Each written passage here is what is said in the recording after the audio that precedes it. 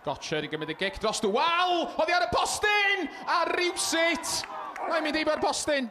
Wel, nach i gic rydd oedd hwnna gan Elliot Scotcher. Dros y wal. Oliver Byrne wedi giro. Ond rywsut. Ath yr ail gyfle heibio'r postyn. 5. Chris Coch wedi mentro mewn. Igor Cosby Hwlffordd i ddisgwyl am y tafliad. Mae'n syrthio i Pŵl. Pŵl yn ei tharau ar yr hanner foli. Ond ddim cweit i gallu chadw i lawr. Just dros y bar. Cic hir uchel gan Disney. Yn ôl, teg at Gwrt Cosby. Yr ymwelwyr am ei syrthio ddi i Cyrren. Darodd Cyrren hi ar y foli fel oedd o'n troi. A doedd hi ddim yn wirion o bell.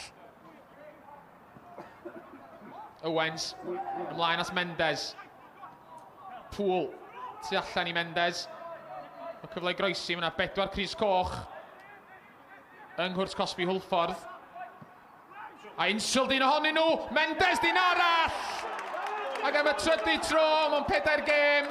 Mae Paulo Mendes wedi canfod cefn yr hwyd i gei cona.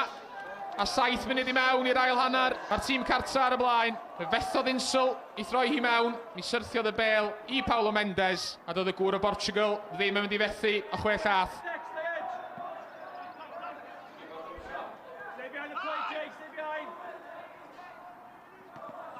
Bêl ymlaen at Declan Pŵl. Pŵl of amser.